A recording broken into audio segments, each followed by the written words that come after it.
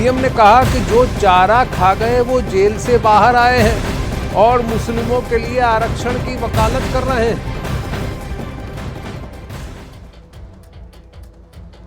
कांग्रेस तो चुप है, लेकिन आज इनके एक बड़े साथी ने इंडी गठबंधन के इरादों पर मुहर लगा दी। उनके एक नेता जो चारा खाने के कारण जेल में है,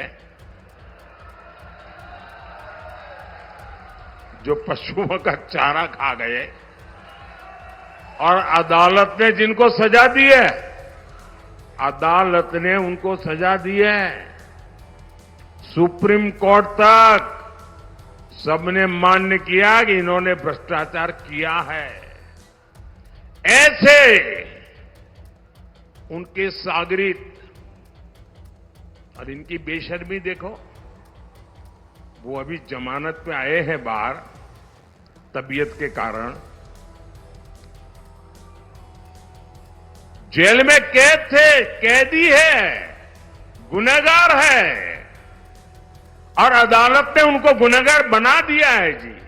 अरे आपके गांव में भी अगर कोई 6 महीने जेल सजा काट करके आए ना, तो गांव वाले भी दूर रहते हैं, बेटी का व्यवहार करने से दूर रहते हैं। ये कांग्रेस वाले इतने गिर चुके हैं कि उनको माथे पे बिठा के नाच रहे हैं। अच्छा, उन्होंने क्या कहा? अभी अभी कहा है, पिछले 24 घंटे में ही उन्होंने कहा, ऐसे हाथ पछाड़ के बोल रहे हैं, मुसलमानों को आरक्षण मिलना चाहिए। और सिर्फ आरक्षण नहीं मिलना चाहिए, वो कहते हैं कि पूरा का पूरा आरक्षण मुसलमानों को मिलना चाहिए। इसका मतलब क्या हुआ? इसका मतलब क्या हुआ? यानी एससी, एसटी, ओबीसी समाज को जितना आरक्षण मिला है वो छीनकर ये लोग पूरा का पूरा आरक्षण मुसलमानों को देना चाहते हैं।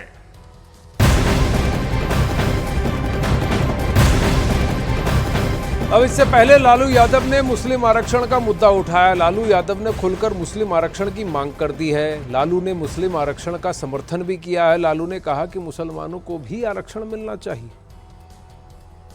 आरक्षण का पक्षधर है ना, वो तो संविधान को खत्म करना चाहते हैं, लोकतंत्र को खत्म करना चाहते हैं। ये इस बात को जनता के जहन में सारी बात आ गई है, तो इस तरह की बात बदल। रिजर्वेशन तो मिलना चाहिए मुसलमानों को थोड़ा।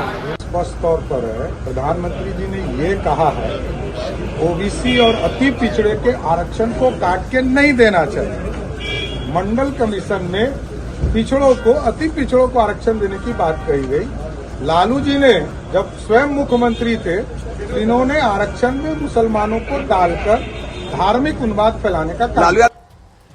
अररिया से चंद्रमोहन इस वक्त हमारे साथ जुड़ रहे हैं। बिहार में क्या ये आरक्षण का मुद्दा ग्राउंड पर वर्क करेगा? दूसरी बात, जिन्होंने मंडल कमंडल की पॉलिटिक्स खेली, वही आज मुसलमानों को रिजर्वेशन देने की बात कर रहे हैं। ये रिजर्वेशन निकल करके कहां से आएगा? चंद्रमोहन, इसका कोई एक्सप्लेनेशन है?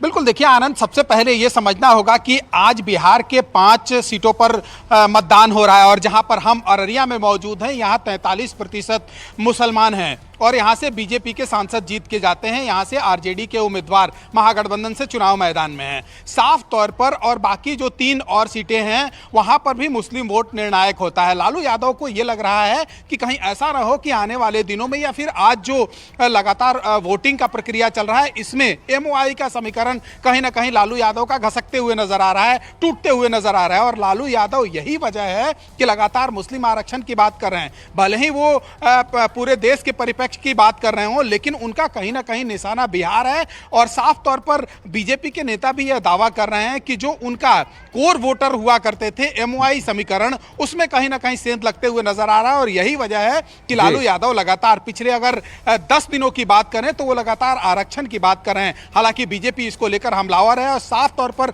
बीजेपी यह कह रही है कि ओबीसी एससी एसटी के आरक्षण को आप काटकर और किसी और को नहीं दे सकते हैं। और आज लालू यादव ने जिस तरह से यह बात की है, यह साफ तौर पर दिखा रहा है कि कहीं ना कहीं वोट बैंक की राजनीति हो रही है। और जो ये मतदान आज चल रहा है, इसमें कहीं ना कहीं लाभ उठाने की भी बात हो रही है। यही वजह है कि लालू यादव अब आरक्षण की बात और खास तौर पर मुस्लिमों के आरक्षण की बात कर रहे हैं। मतदान की बात हुई है तो जल्दी से बता दें चंद्रमोहन कि अब तक कितना वोटिंग हुआ है वहां बिहार में।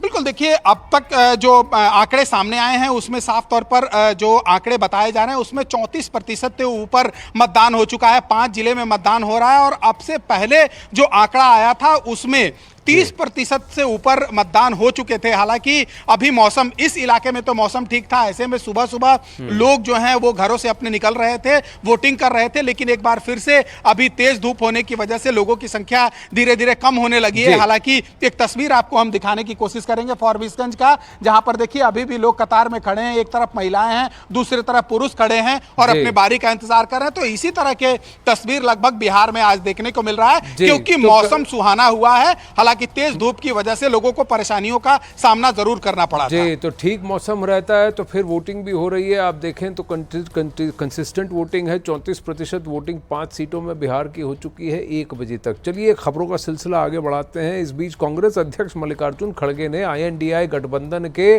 सहयोगी दलों को चिट्ठी लिखी है और वोटिंग परसेंटेज का मुद्दा उठाया है। विपक्षी गठबंधन से खड़गे ने चुनाव आयोग के सामने भी इस मुद्दे को उठाने की अपील की है। अलायंस को ये लिखा है कि आप सभी लोग इसके बारे में सी से इलेक्शन कमीशन से पूछ सकते हैं क्यों ऐसी देरी हो रही है। क्योंकि जब आप सर्टिफिकेट ही देते इलेक्टेड का, इन्होंने इतने वोटों से जीता, इन्होंने इतने वोटों से जीता, तो आपके पास डाटा कैसा नहीं रहता, उसको क्यों 10 दिन लगते हैं। अरुण सिंह भोपाल से इस वक्त हमारे साथ लाइव हैं। अभी तक किसको सर्टिफिकेट दिया गया है कि ये इलेक्ट हो गए हैं?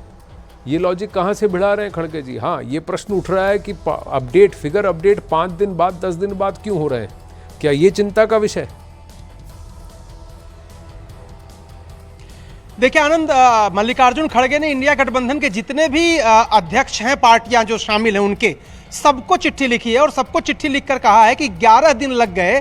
पहला फेज का जो इलेक्शन खत्म हुआ 19 अप्रैल को, 11 दिन लग गए और 11 दिन लगने के बाद फाइनल फिगर आया। उनका कहना था कि जो 24 घंटे के अंदर फिगर आता है उससे 5 से 6% ज्यादा वोटर टर्नआउट दिखाया गया।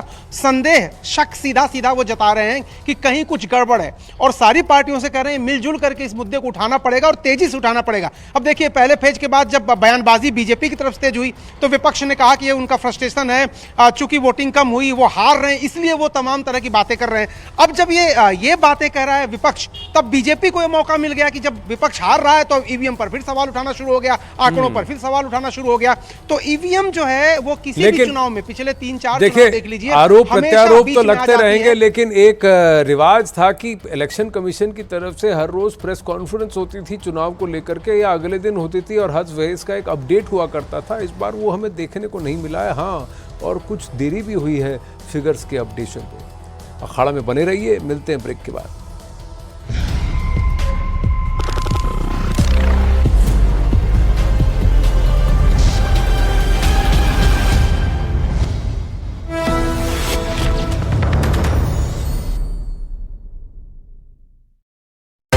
प्रधानमंत्री उतर चुके हैं, अपनी गाड़ी से उतर रहे हैं